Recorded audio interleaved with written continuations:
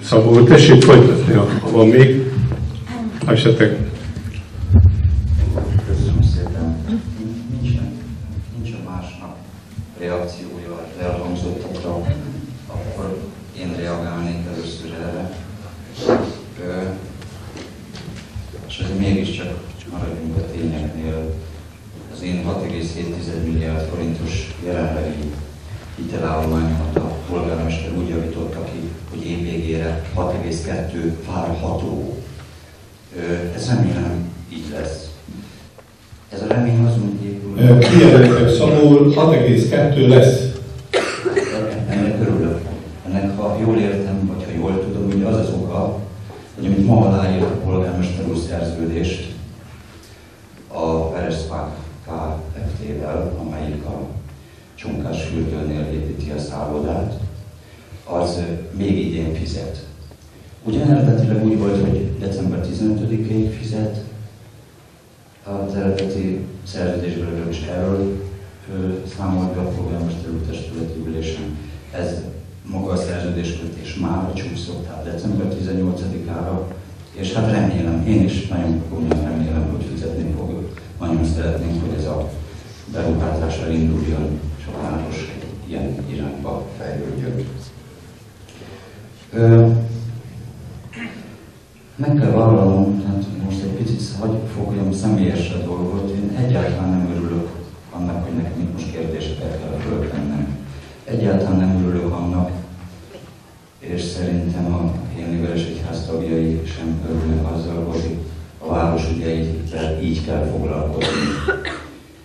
Nagyon szívesen meghúzódnék otthonomba, és rábíznám a városvezetésre, hogy csinálja a dolgát, mert tudom, hogy jól csinálja. Sajnos úgy látom, hogy veszély fenyeget. Én magam pénzügyi jellemző vagyok, pénzügyi modelleket csinálok. Jól látom, hogy ez a költségvetés, ez a hitel politika, amit folytat a város, ez hihetetlen nagy veszélyeket rejt. Erről már rég tavaly is figyelmeztettem a testületet.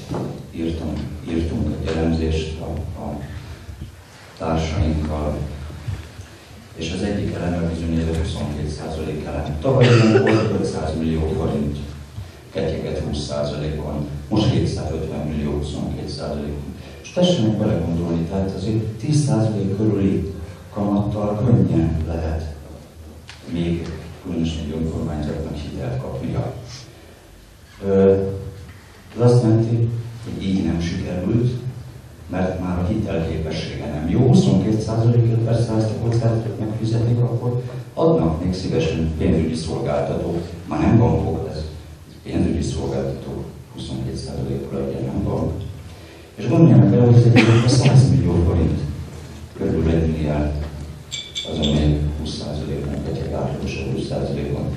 Ez 100 millió forint felesleges kiadás. Egy kicsit észszerűen gazdálkodna az önkormányzat, 100 millió forintot tudna elkölteni nemes célokra. És tudom, hogy polgármester úr is, testület is jó célokra akarja ezt költeni. De lehetne okosabban, hatékonyabban. Pénzügyi bizottság megfogadta egyébként a tanácsomat. Célul tűzte ki, hogy ezeket a magas hiteleket kiváltja.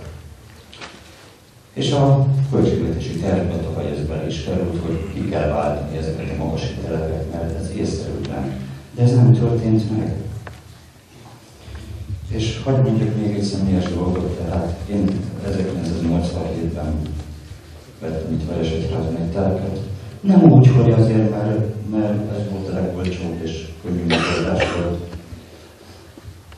Volt egy kis lehetőségünk, és Budapest környékén körülnéztem feleségemmel az összes kicsike kis falucskát, települést megnéztük, hogy melyik tetszik a legjobban. És Veresegyház tetszett a legjobban. Ki volt a polgármester És akkor a tanácselnök volt, hogy természetesen a Pásztor Béla, és egy nagyon jó tanácselnök volt egyébként.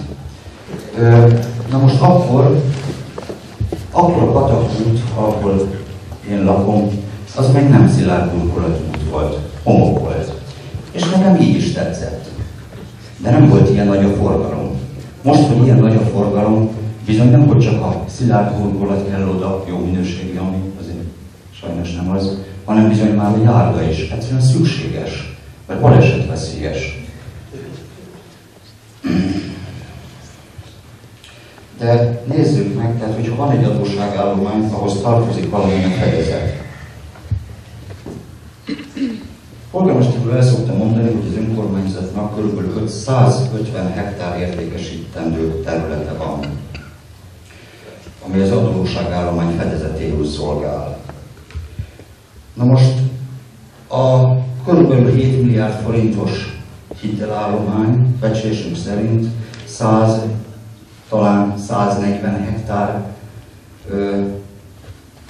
fedezet miatt jelzáloggal terhelt. Tehát alig van olyan terület, amelyiken nem volna jelzálog. A hálótótól 2 a kapcsolódó területeivel jelzáloggal terhelt. A termálfürdő épülete, tehát az egyeinek is termálfürdőcske, ugye, hát, amit kis piszkosnak szokás nevezni, és sokan örömmel járnak oda jelzáloggal terhelt információk szerint. Tudják, hogy tavaly, akik voltak képviselő közmeghallgatáson, hogy tavaly a testület a Mézesvölgyi Iskola tornatermét és uszodáját akart eljelzálogosítani hitel helyében. És bizony, hogyha nem sikerül az önkormányzatnak a hiteleit törleszteni, hát tudjuk, hogy vannak kockázatok, devizakockázat többek között, de hát sok más kockázat is van, ami egy ilyen pénzügyileg nehéz világban, ami a pénzügyi válságban van, előfordulhat. Ha hitelfizetésben problémák lesznek, akkor bizony a jelzálogokat terhelt ingatlanok, mint bankoké lesz.